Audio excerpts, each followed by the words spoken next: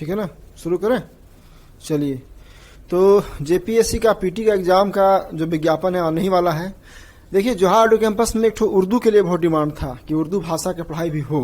अब सब कुछ चल रहा है, बहुत सारा कभी कभी ऐसा कॉल आया है, पिछले साल बहुत कॉल आया, कम से कम 25-50 कॉल तो आया ही होगा उर्दू के लिए, लेकिन उर्दू क्लास यहाँ पे उपलब्ध नहीं था। तो अब हमारे एक सर हैं मुखर्जी नगर के, बहुत बिजी शेड्यूल लगता है इनको, लेकिन मैंने रिक्वेस्ट कर करके अब सर आइए पढ़ाइए उर्दू।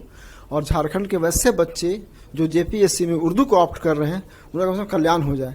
क्योंकि कम से कम अगर मान ली 50-100 बच्चा है, बेचारा उसको अच्छा क्लास मिल जाएगा, उसको अच्छा नोट्स मिल जाएगा, अच्छा टेस्ट हो जाएगा उसके लिए, है ना, अच्छा टीचर मिल जाएगा तो भला ही होगा। तो आज से क्लास शुरू हो रही है जेपीएससी मुख्य परीक्षा में उर्दू भाषा का क्लास लेंगे हमारे सरवर सर, ठीक है। सर को सम्मानित किया जाए।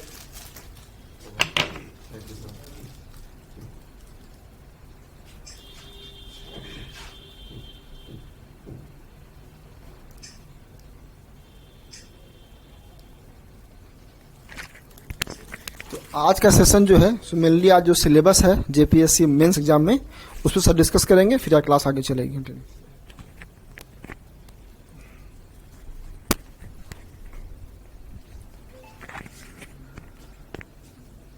गुड इवनिंग, अस्सलाम वालेकुम। कैसे हैं आप लोग?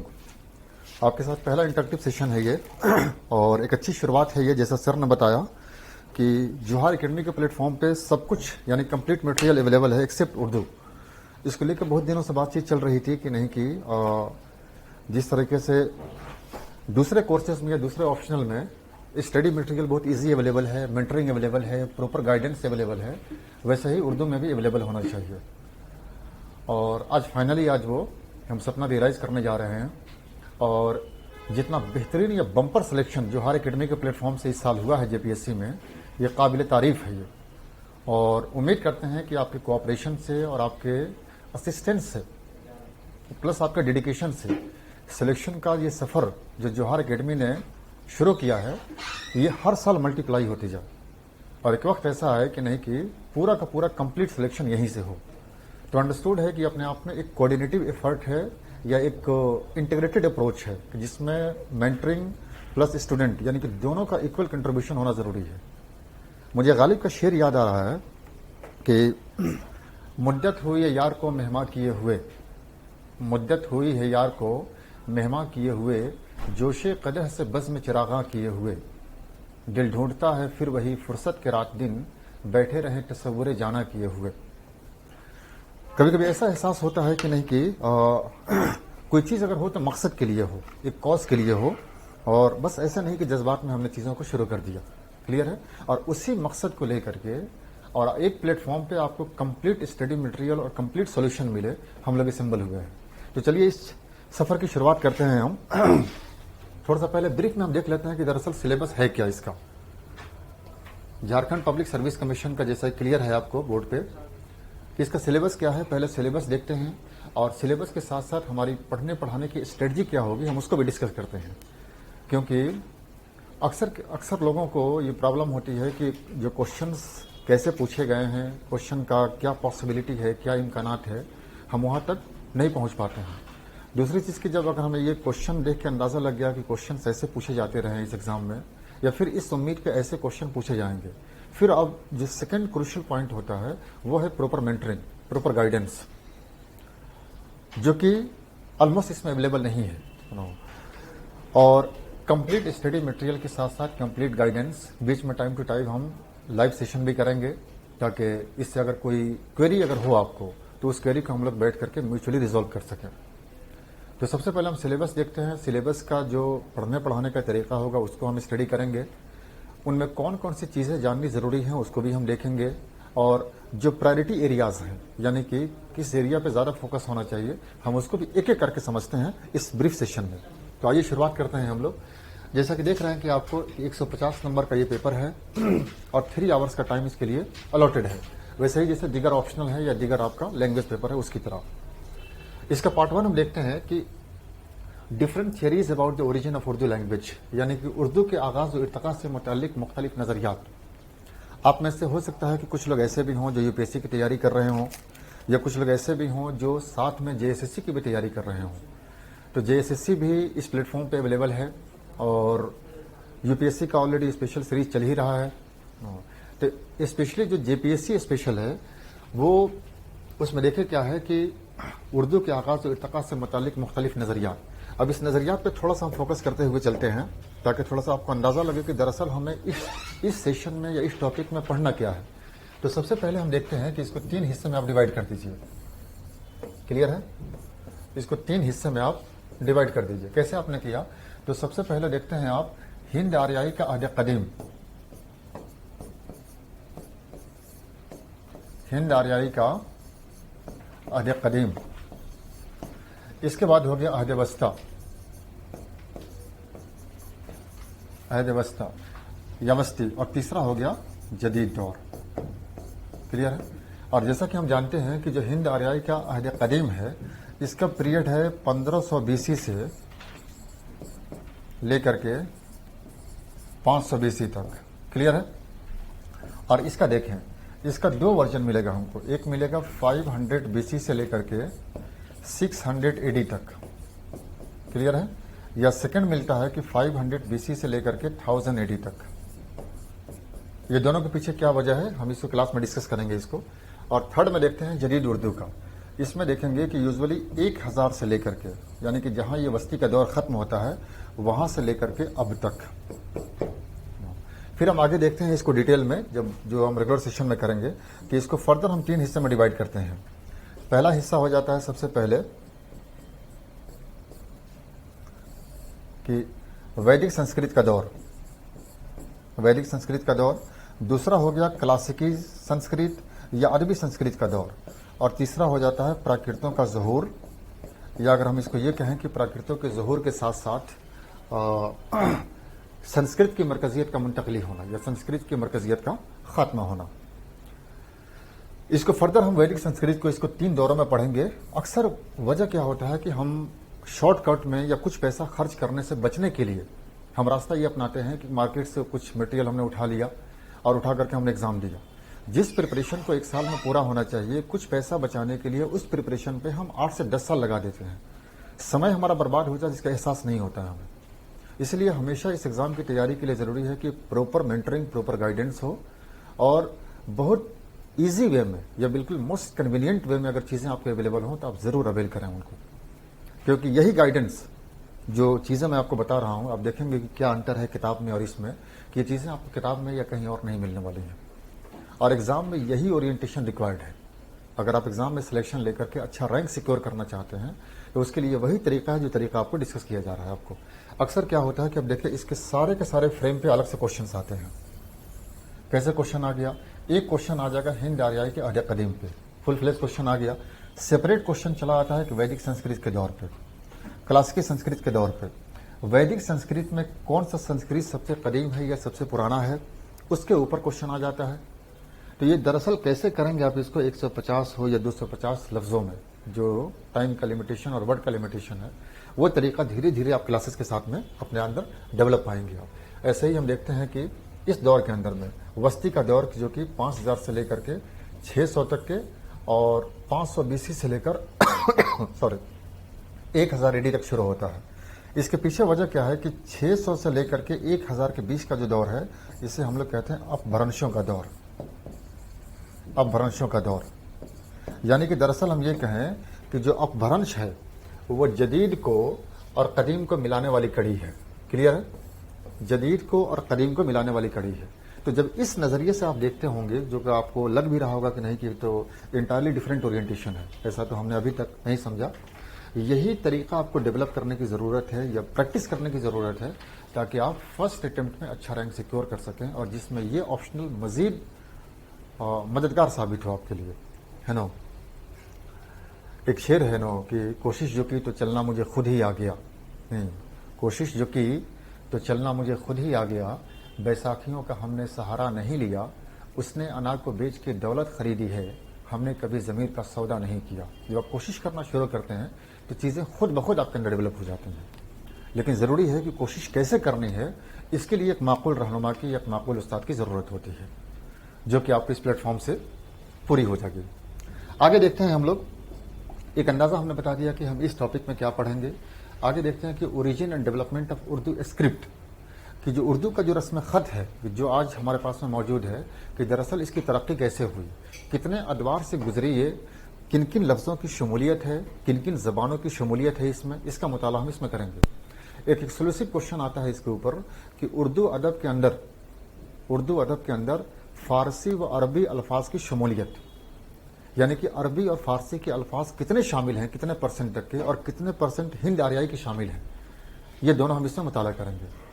ایک اوور ہم دیکھتے ہیں کہ جو اردو کی ترقی ہوئی ہے وہ دلی سلطنت سے ہوتے ہوئے مغلیہ حکومت سے لے کر کے اور ابھی تک جو ترقی کا دور پلس دکنی دور ہو، شمالی دور ہو، مختلف دبستانیں ہوں، مختلف تحریکیں ہوں، مختلف ادوار ہوں، مختلف اصناف ہوں، یہ سب کے کنٹریبیوشن کو ایک انٹیگریٹ اگر ہم کر دیں، کمپیکٹ ہم کر دیں، تب جا کر کے اردو کا صحیح آغاز و ارتقاء ہمارے سامنے ظاہر ہوتا ہے۔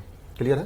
ہم اس کو بھی کریں گے۔ اس کے علاوہ دیکھیں گے کہ زبان کی کیا کیا خوبیاں ہیں یا کیا کیا خصوصیات ہیں، یعنی کہ زبان کو ہم کہاں کہاں استعمال کر سکتے ہیں بول چال کے علاوہ، لکھنے پڑھنے میں یا دیگر مفاد کے لیے، دیگر ہم فائدے کے لیے اس کا استعمال کر سکتے ہیں۔ اس کا ہم ذکر ہم اس سیکشن میں کریں گے۔ آگے ہم دیکھتے ہیں کہ اردو لٹریچر پروز سیکشن میں، یعنی کہ جو نثری سیکشن ہے، پروز سیکشن سے مراد کیا ہوا کہ نثری سیکشن میں دیکھیں گے نثری حصہ، کلیئر ہے؟ اور اسی میں اگر پوئٹری ہے جو کہ آگے ہم دیکھیں گے تو پوئٹری جو ہو گیا آپ کا شاعری والا حصہ ہو گیا، کلیئر ہے؟ شاعری والا حصہ۔ تو فی الحال ہم کر رہے ہیں پروز والا حصہ۔ پروز والے حصے میں دیکھتے ہیں کہ کچھ ناول شامل ہے، وہ ناول کس کے شامل ہے اس کو ہم دیکھتے ہیں ایک کر کے، اور اس کو تو ہم ڈیٹیل میں کریں گے کلاس کے دوران میں کہ نرملا ایک ناول ہے منشی پریم چند کا۔ یہاں پہ سامنے جو ہے ناول نگار دیے گئے ہیں، اور یہاں پہ دیکھیں گے آپ جو بھی ناول ہے ان کی لسٹ دی گئی ہے، جن میں سے خصوصی طور پہ ناول ایک ہی ہے، باقی سب جو ہے مختصر افسانے ہیں۔ تو ناول میں نرملا ناول ہے منشی پریم چند کی۔ منشی پریم چند کے بارے میں اس سے کیا ہوتا ہے کہ 2 سوالات پوچھے جاتے ہیں ہر سال۔ پہلا سوال یہ ہوتا ہے کہ منشی پریم چند کے بارے میں یا ان کے ناول نگاری پر، ان کے ناول کی خوبیوں پر یا ان کے مقبولیت کے اسباب پر روشنی ڈالیں، اور دوسرا سوال ہوتا ہے کہ جو ناول ہے اس ناول کے اندر سے کوئی اقتباس دے دیا آپ کو، اور اس اقتباس کو آئیڈینٹیفائی کرنا ہے آپ کو، یعنی کہ سیاق و سباق۔ تو اس کے اوپر دو ایکسکلوسیو لیکچر ہوتا ہے۔ ایک لیکچر ہوتا ہے جو منشی پریم چند کے اوپر ہوتا ہے، اور دوسرا لیکچر وہ ہوتا ہے سیاق و سباق کے اوپر، یا جو اقتباس ہوتے ہیں کتاب کے اندر، جیسے اسٹوری کو بریفلی پیش کرنا، اسٹوری پہلے آپ کو سمجھانے کے ساتھ ساتھ کوشچنس کس طریقے سے پوچھے جا سکتے ہیں اور کیسے ان کو ریزالو کرنا ہے، اس کو ہم لوگ ڈسکس کرتے ہیں۔ اس کے علاوہ ہم دیکھتے ہیں کہ مختصر اسٹوریز، یعنی کہ شارٹ اسٹوریز میں مختصر کہانیاں کیا کیا ہیں۔ کالو بھنگی دیکھتے ہیں، کالو بھنگی جو ہے وہ کرشن چندرا کی ہے، لاجونتی راجندر سنگھ بیدی کی ہے، اور لاجونتی میرے خیال سے اس میں بھی کامن ہے آپ کے جھارکھنڈ SSC کے اندر بھی۔ اس میں دیکھیں گے کہ اس میں ہے کہ اپنے دکھ مجھے دے دو، یہ ان کے سب مختصر کہانیاں ہیں۔ تو اس میں لاجونتی کہانی کے بارے میں ہمیں مطالعہ کرنا ہوگا اس نثری حصے میں۔ اس کے علاوہ ہم دیکھتے ہیں کہ کھول دو، یہ ہے سعادت حسن منٹو کی، اور پرندہ پکڑنے والی گڈی، یہ ہے غیاث احمد گدی کی۔ اور آپ کو پتا ہے کہ غیاث احمد گدی کا شمار جھارکھنڈ کے مشہور نثر نگاروں اور شاعروں میں ہوتا ہے۔ جھارکھنڈ کے اردو ادب کی خدمات کا جب بھی ذکر ہوگا تو غیاث احمد گدی اور الیاس احمد گدی دونوں کا نام ناقابل فراموش ہے، اس لیے خصوصی طور پہ ان کو شامل کیا گیا ہے۔ اس کا ہم مطالعہ کریں گے۔ اور مسز جان، یہ ہے شین اختر کا۔ یہ سب چھوٹے چھوٹے اسٹوریز ہیں جس کو ہم لوگ مطالعہ کریں گے ریگولر سیشن میں۔ اب ہم دیکھتے ہیں کہ اردو پوئٹری میں، جیسے ابھی تک ہم نے نثری حصہ دیکھا یعنی کہ پروز والا حصہ دیکھا، اب ہم دیکھتے ہیں اردو پوئٹری میں۔ تو پوئٹری میں آپ کو پتا ہے کہ سب سے اہم نام ہے مرزا غالب کا۔ اردو کا ذکر ہو اور غالب، میر اور اقبال کا ذکر نہیں ہو تو یہ اپنے آپ میں انکمپلیٹ مانا جاتا ہے۔ ان کو اردو کا اہم ستون یا اہم فاؤنڈیشن بھی کہا جاتا ہے۔ اس کے علاوہ ان کو اردو کا 3 مورتی یا 3 جیول آف اردو لٹریچر بھی کہا جاتا ہے۔ آپ کو پتا ہے کہ میر تقی میر اور غالب اور اقبال، یہ تینوں جو بھی اہم شاعر ہیں، ان تینوں کا مطالعہ ہمیں ڈیٹیل میں کرنا ہے۔ Number of questions number of طریقے سے پوچھے جاتے ہیں اس میں، اس کو ہم ڈیٹیل میں کر رہے ہوں گے۔ خاص طور پہ غالب کی جب ہم بات کریں تو غالب کی شخصیت ایک ایسی شخصیت تھی کہ جو نہ کہ صرف شاعری تک محدود ہے، بلکہ زندگی کے جس صنف میں یا زندگی کے جس حصے میں آپ نے قدم رکھا، آپ نے اپنی انفرادیت اور مقبولیت ظاہر کی۔ کہ ایک زمانہ گزر جانے کے بعد آج بھی آپ کی مقبولیت کو کوئی داغ نہیں لگا ہے یا آپ کی مقبولیت معدوم نہیں ہوئی ہے. آئی ریچرڈس ایک فورن نقاد ہے انگریزی ادب کا. وہ لکھتا ہے کہ کسی شاعر کے یا کسی نثر نگار کے مرنے کے 100 سال بعد اگر اس کا صحیفہ یا اس کی شاعری زندہ ہے تو یہ اس کے عظمت کی واضح دلیل ہے. جب بات ہم میر تقی میر کی کریں، غالب کی کریں، اقبال کی کریں، فراق یا فیض کی کریں، تو صدیاں گزر جانے کے باوجود بھی ان کی عظمت یا ان کے دیوان کو معدومیت نہیں ہوئی ہے، یعنی کہ اس میں اس کے شہرت یا مقبولیت میں کمی آنے کے بجائے اس میں اضافہ ہوا ہے. ان کی عظمت کی دلیل اس سے بہتر نہیں ہو سکتی ہے. غالب کے اشعار کو ہم دیکھتے ہیں کہ غالب کے اشعار آج بھی لوگوں کے ذہن پر چھائے ہوئے ہیں، جیسا کہ ہم نے جو پہلا شعر آپ کو بتایا. ایسے بہت سارے اشعار ہیں غالب کے. ایک جگہ لکھتے ہیں کہ وہ لہد پہ بوئے میں تھی نہ آ سکے فرشتے، میں عذاب میں پھنسا تھا جو نہ بادہ خار ہوتا. ایک جگہ اور لکھتے ہیں کہ عشرت قطرہ ہے دریا میں فنا ہو جانا، درد کا حد سے گزرنا ہے دوا ہو جانا. جب ہم تھوڑی سی تحقیق کی بات کریں یا تھوڑا سا فلسفے کی بات کریں کہ نہ تھا کچھ تو خدا تھا، کچھ نہ ہوتا تو خدا ہوتا، ڈبویا مجھ کو ہونے نے نہ ہوتا میں تو کیا ہوتا. ہو یہ مدت کے غالب مر گیا پر یاد آتا ہے، ہر ایک بات پہ کہنا کہ یوں ہوتا تو کیا ہوتا، یوں ہوتا تو کیا ہوتا. تو ایسے بہت سارے اشعار جو غالب کا ہم لوگ جو اس سلیبس کے دائرے میں ہم مطالعہ کریں گے اور ان کی بہت ساری خوبیوں کو، یعنی کہ ان کی شاعری کی خوبیاں پلس ساتھ میں ان کی جو بھی شخصیات کی خوبیاں ہیں ان سب کا ہم ذکر کریں گے، اور ساتھ میں مختصر تعارف بھی پیش کریں گے کہ ان کی پوئٹری کے علاوہ ان کے پروز میں کیا کیا اہم خدمات رہے ہیں.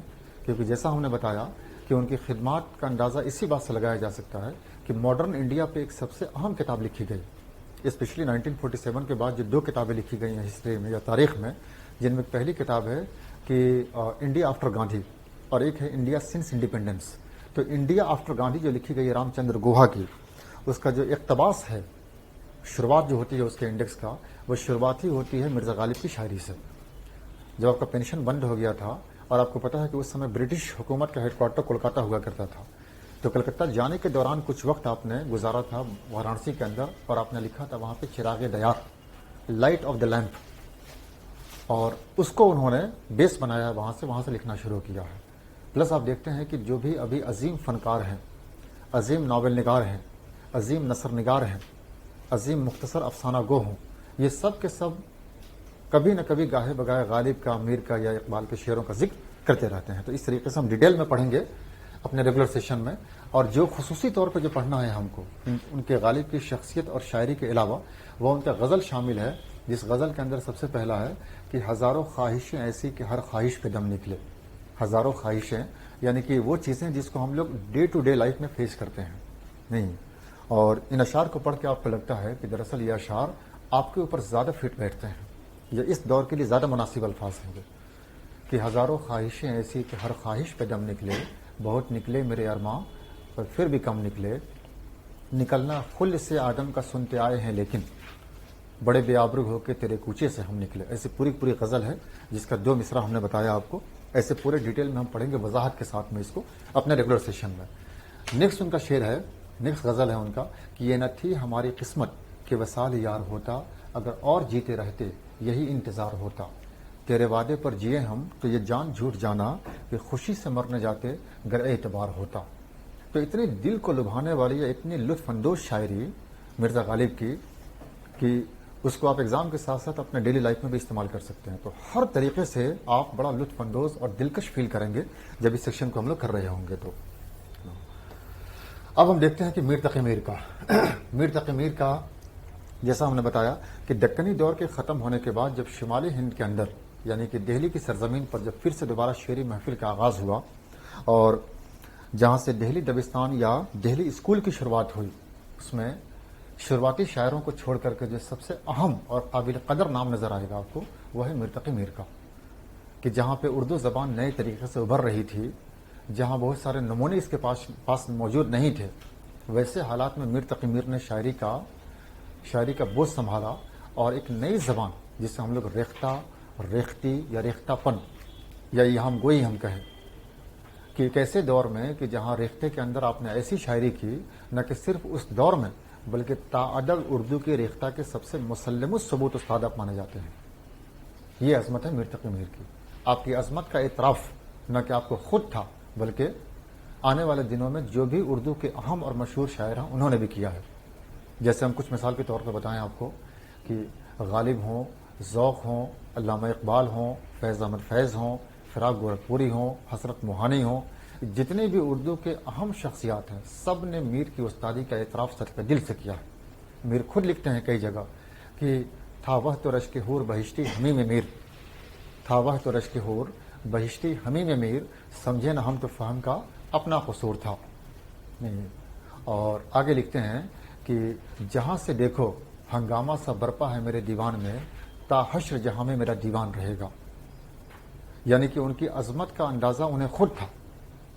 ایسے ہے نا کہ وہ جو بڑا مشہور شعر ہے جو سنتے ہیں ہم لوگ اکثر پکچر میں ہو, ڈیلی لائف میں ہو, یا کسی گنگناتے ہوئے کہ نازکی اس کے لب کی کیا کہیے, پنکھڑی ایک گلاب کسی ہے. نازکی اس کے لب کی کیا کہیے, پنکھڑی ایک گلاب کسی ہے, بار بار اس کے در پہ جاتا ہوں, حالت ایک اضطراب کسی ہے. اور کہ ایک اور ہے اس طرح کا کہ میر ان نیم باز آنکھوں میں ساری مستی شراب کسی ہے. تو اتنے سمپل الفاظ میں یا ایک دم بالکل آسان الفاظ میں اتنا عمدہ اور اتنی گہری شاعری کرنا, اس کا کریڈٹ میر تقی میر کو جاتا ہے. تو میر تقی میر کے جو بھی اشعار شامل ہیں اس میں, غزل وغیرہ میں ہم ان کو دیکھیں گے, جیسے الٹی ہو گئی سب تدبیریں کچھ نہ دوا نے کام کیا, دیکھا اس بیماری دل نے آخر کام تمام کیا, عہد جوانی رو رو کاٹا پیری میلی آنکھیں مون, یعنی رات بہت تھی جاگے صبح ہوئی آرام کیا. اور آگے اسی میں ہے کہ کوچے کے اس باشندے نے سب کو یہیں سے سلام کیا, میر کے دین و مذہب کو پوچھتے کیا ہو ان نے تو قشقہ کھینچا دیر میں بیٹھا کب کا ترک اسلام کیا. تو اس طرح کی پوری غزل ہے. اس غزل کا چند اشعار نمونے کے طور پر میں نے بتایا آپ کو. اور دوسرا ہے کہ شام سے کچھ بجھا سا رہتا ہے, چراغ ہوا ہے دل مفلس کا. شام سے کچھ بجھا سا رہتا ہے, چراغ ہوا ہے دل مفلس کا. یہ ایک پوری غزل ہے. تو اس غزل کے ساتھ ساتھ جو اس سے جڑے ہوئے غزلیں ہیں, اس سے جڑے ہوئے جو اشعار جو خیالات ہیں, ان کا بھی ذکر ہم لوگ کر رہے ہوں گے. آگے ہم دیکھتے ہیں حسرت موہانی کا. بات جب بھی جدید شاعری کی آتی ہے, سلیبس کو کتنا خوبصورت طریقے سے ڈیکوریٹ کیا گیا ہے. آپ دیکھیں کہ اردو کے 2 عظیم شاعر یا 3 عظیم شاعر, جن میں سے میر تقی میر, مرزا غالب اور اقبال کا نام تو ہے, اس نام کے ساتھ ساتھ جدید شاعری, چونکہ جو ٹریڈیشنل شاعری ہے یا کلاسیکی شاعری ہے اس سے بالکل الگ ہے جدید شاعری, جن میں سے نام آتا ہے ساحر لدھیانوی کا, مجروح سلطان پوری کا, احسان دانش کا, فیض احمد فیض کا, شہریار کا, اختر الایمان کا, حسرت موہانی, یا جو دیگر جو پوری شاعروں کی فہرست ہے ان میں ایک اہم نام ہے حسرت موہانی کا. اور حسرت موہانی کا جو غزل ہے یا ان کے جو عشق کا اظہار ہے وہ بالکل عمدہ اور بالکل نرالا ہے. اور ان کا مقابلہ ہم دور سے کر سکتے ہیں, بالکل کلوزلی تو نہیں, ان کا حکیم مومن خان مومن کے بارے میں آپ کو یاد ہے کہ ایک وہ شعر جس کو سن کر کے غالب نے کہا تھا کہ مومن آپ میرا سارا دیوان لے لیں لیکن یہ اشعار آپ مجھے دے دیں. وہ شعر کیا تھا کہ اثر اس کو ذرا نہیں ہوتا, رنج راحت فضا نہیں ہوتا, تم کسی بھی طرح ہمارے نہ ہوئے, ورنہ دنیا میں کیا نہیں ہوتا, تم میرے پاس ہوتے ہو گویا جب کوئی دوسرا نہیں ہوتا. شعر میں گہرائی دیکھے ایک دم بالکل آسان لفظوں میں کہ تم میرے پاس ہوتے ہو گویا جب کوئی دوسرا نہیں ہوتا. یہ ایک ایسا اشعار ہے کہ جس کو ہم لوگ حقیقی اور مجازی دونوں معنوں میں ایک ساتھ استعمال کر سکتے ہیں, یا دونوں کی آمیزش کہہ سکتے ہیں ہم لوگ. تو اس طرح کا جب حسرت موہانی کی بات کرتے ہیں تو ہے نا کہ نہیں آتی تو ان کی یاد مہینوں تک نہیں آتی. یہ یاد ہوگا آپ کو اور سنا بھی ہوگا شاید آپ لوگوں نے کہ نہیں آتی تو ان کی یاد مہینوں تک نہیں آتی, مگر جب یاد آتے ہیں تو اکثر یاد آتے ہیں. تو ایسے ان سے جڑے ہوئے کچھ اشعار جو ہیں ہم لوگ پڑھیں گے. خاص طور پہ چپکے چپکے رات دن آنسو بہانا یاد ہے, جگجیت سنگھ کی سب سے اہم غزل ہے یہ, اور آپ لوگوں نے سنا بھی ہوگا, اور نہیں سنا ہوگا تو سلیبس کا حصہ ہے. تھوڑا اسی بہانے آپ لوگ بھی غزل کو بنے, نہیں تھوڑی کوشش بھی کریں, تھوڑا سنیں بھی تاکہ نالج میں اضافہ ہو. کہ چپکے چپکے رات دن آنسو بہانا یاد ہے نہیں. اور اس کے علاوہ اس سے جڑے ہوئے جو غزلیں ہیں ہم ان کو بھی پڑھیں گے. آگے ہم دیکھتے ہیں کہ یہ اس کے علاوہ جو 5 اہم غزلیں ہیں وہ کون کون سا ہے. لینن خدا کے حضور میں علامہ اقبال, اس کے علاوہ ساقی نامہ یہ بھی علامہ اقبال کا ہے. نصیحت اخلاق یہ اکبر الہ آبادی کا ہے. اور بلائی زمینی یہ ہے وہاب دانش کا. اور ارتقا یہ ہے جمیل مظہری کا، یعنی کہ 5 خصوصی طور پہ ہم کو یہ غزل پڑھنے ہیں، جیسا ہم نے دیکھا ابھی کہ علامہ اقبال، میر تقی میر، غالب اور حسرت موہانی، تو 4 اہم شاعر ہیں جن کا مطالعہ ہم کو کرنا ہے۔ اس کے علاوہ ہم نے دیکھا غیاث احمد گدی، اور اس کے علاوہ کی غیاث احمد گدی کے علاوہ منشی پریم چند، راجندر سنگھ بیدی و دیگر کے ناول اور مختصر کہانیاں یا مختصر افسانے وہ پڑھنے ہیں ہم لوگوں کو۔ اور یہاں پہ ہم دیکھتے ہیں کہ علامہ اقبال کے ان چیزوں کو شامل کیا گیا ہے، چونکہ علامہ اقبال کے بہت سارے صحیفے ہیں، اور آپ کو پتہ ہے کہ اردو میں کم و بیش 4 کتابیں ہیں ان کی، فارسی میں 6 سے اوپر کتابیں ہیں، ان کے نثری کتابیں الگ ہیں، ان کے انگریزی خدمات الگ ہیں، لیکن ہم کو یہاں کنفائن کرنا ہے کہ اردو میں جو چیزیں خصوصی طور پہ شامل ہیں، ساقی نامہ اور لینن خدا کے حضور میں، کہ کون سا نظریہ ہے علامہ اقبال کا، اس نظریے کی وضاحت اور اس کی اہمیت کو ہم جانیں گے ان 2 غزلوں کے علاوہ سے، ان 2 نظموں کے علاوہ سے۔ اس کے علاوہ ایسے ہی دیکھتے ہیں کہ اکبر الہ آبادی کا، اکبر الہ آبادی کے بارے میں آپ جانتے ہیں نا کہ وہ بھی سول سروس کے اسٹوڈنٹ تھے، وہ بھی تیاری کرتے تھے سول سروس کی، اور کافی کوشش کے بعد نہیں ہوا ان کا۔ تو نہ ہونے کے پیچھے وجہ کیا تھی؟ کیونکہ اردو سے کچھ زیادہ ہی رغبت تھی ان کو، اور زیادہ وقت وہ اردو پہ گزارتے تھے۔ تو ایک شعر کہا انہوں نے کہ شوق لیلائے سول سروس نیس مجنون کو، شوق لیلائے سول سروس نیس مجنون کو، اتنا دوڑایا لنگوٹی کر دیا پتلون کو۔ یہ بڑا مشہور شعر ہے ان کا۔ اس کے علاوہ ہم دیکھتے ہیں کہ برق کلیسا اور دیگر ان کی جدید نظمیں، صلاحیت و اخلاق سے بھری ہوئی نظمیں اور دیگر خوبیاں ان کی، ہم ان کو سمجھنے کی کوشش کریں گے اس والے میں۔ کلیئر ہے؟ اب ہم بات کرتے ہیں کہ اردو گرامر یا اردو قواعد کے حساب سے، قواعد کا حصہ سب سے ایزی، ہائیلی ٹیکنیکل اور ہائیلی مارکس فیچنگ ہوتا ہے، اس لیے یہاں غلطی کی کوئی گنجائش نہیں ہے، کیونکہ بہت آسان ہے، اور ہم لوگ اس کو ایک ایک کر کے سمجھیں گے کہ کیسے ہم اس کو کریں کوشچن وغیرہ کو۔ جیسے دیکھیں، سب سے پہلے آپ دیکھیں گے کہ اپوزٹ کا مطلب کیا ہو گیا کہ متضاد۔ جیسے کہ سوال پوچھ لیا گیا آپ سے کہ دن ہے، تو دن کا متضاد کیا ہوگا؟ انڈرسٹوڈ ایک الٹا ہوگا، کہ وہ رات ہوگی۔ اس طرح ہم پوچھیں کہ خوبصورت، اس کا متضاد کیا ہوگا؟ تو اس کا متضاد بدصورت ہوگا۔ ایسے ہم نے کہہ دیا کہ استاد، اس کا متضاد کیا ہوگا؟ طالب علم یا غیر استاد۔ تو اس طرح کے کچھ سوالات وغیرہ ہوں گے، ایک دم ایک پروپر فہرست بنا کر کے 100-150 ایک لسٹ آپ کو پرووائڈ کی جائے گی، کہ جس کے ذریعے سے آپ یہ سمجھ سکیں کہ نہیں کہ ایک نمونے کے طور پہ چیزیں پیش کی گئی ہیں، اور کوشچن کم و بیش اسی دائرے کے آس پاس سے ہوں گے۔ اس کے علاوہ ہم دیکھتے ہیں جنس، جو جینڈر ہے ہمارا، جس میں آپ کو پتا ہے کہ 2 ہے، یعنی کہ مذکر ہے اور مؤنث ہے، جس سے ہم لوگ انگلش میں کیا کہیں اس کو کہ مذکر اور مؤنث کو نہیں، میل اور فیمیل نہیں، حالانکہ انگلش میں 4 جینڈر ہوتا ہے، نہیں کون سا؟ میرے خیال سے میسکولین ہو گیا، فیمنین ہو گیا، نیوٹر ہو گیا اور کامن جینڈر ہو گیا، 4 جینڈر ہوتے ہیں۔ اور یہاں فی الحال ہمیں 2 پڑھنے ہیں، مذکر اور مؤنث کے بارے میں۔ کوئی سینٹینس آپ کو دے دیا گیا، جیسے مان لیجئے کہ جو شبنم ہے وہ روٹی کھاتا ہے، تو انڈرسٹوڈ ہے کہ ایسا نہیں ہوگا شبنم روٹی کھاتی ہے، لیکن وہیں دے دیا کہ احمد روٹی کھاتی ہے، تو صحیح ہوگا کہ احمد روٹی کھاتا ہے۔ تو یعنی کہ یہ سینٹینس کے فارم میں ایک دم پروپر جو ہے وہ کیا کہا جائے اس کو کہ سینٹینس کے فارم میں پوچھا جا سکتا ہے، الفاظ یا لفظوں کے فارم میں پوچھا جا سکتا ہے، تو اس کو ہم لوگ اسٹڈی کریں گے اس میں۔ اس کے علاوہ ہم دیکھتے ہیں کہ اپلیکیشن، یا پھر ہم یہ کہیں کہ لیٹر، کہ خط کیسے لکھتے ہیں۔ نہیں، جیسے انگلش میں آپ خط لکھتے ہیں نا، ویسے ہندی میں بھی خط لکھتے ہیں آپ، تو اردو میں خط لکھنے کا کیا طریقہ ہے، اس کا پیراگرافنگ کیا ہے، کس طرح کے مواد کو آپ اندر ڈالیں گے، مٹیریل آپ کا کیا ہوگا، آپ کا خاتمہ کیسے ہوگا، تاریخ مینشن ہوگا یا نہیں ہوگا، ہوگا تو کیسے ہوگا، ایک ہیڈنگ کیسے ہوگی، آداب و القاب کا استعمال کیسے ہوگا، اس کو ہم لوگ اس سیشن میں ڈیٹیل میں کریں گے۔ اس کے علاوہ ہم دیکھتے ہیں کہ سنگولر اور پلرل، یعنی کہ واحد اور جمع۔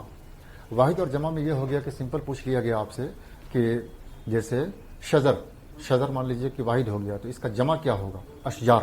نہیں، ایسے ہی پوچھ لیا استاد کا جمع ہو جائے گا اساتذہ۔ اسکول پوچھ لیا تو اسکولیں ہو جائیں گا۔ مدرسہ پوچھ لیا مدارس ہو جائے گا۔ مسجد پوچھ لیا مساجد ہو جائے گا۔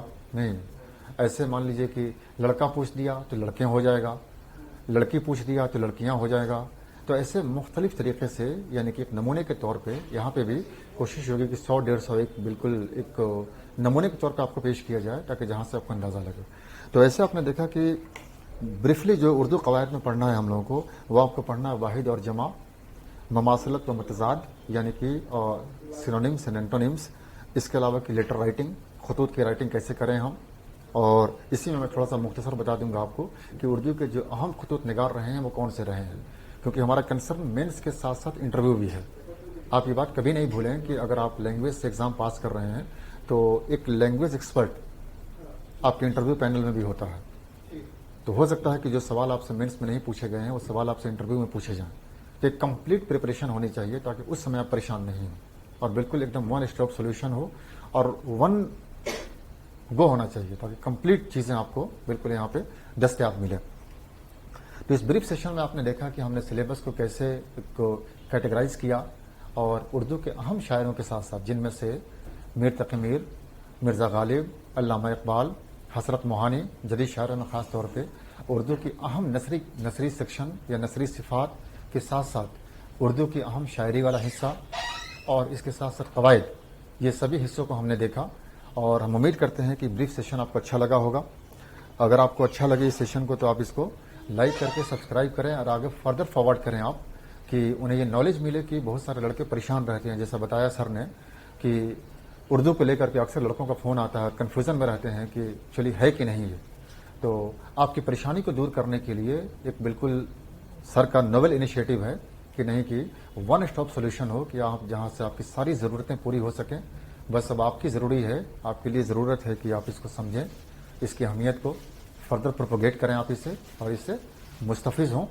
اور جلدی ملاقات ہوتی ہے آپ سے نیکسٹ سیشن میں. تب تک آپ اسٹڈی کریں، خیال رکھیں اپنا اور اس کو فردر پروسیڈ کریں آپ. ٹھیک ہے.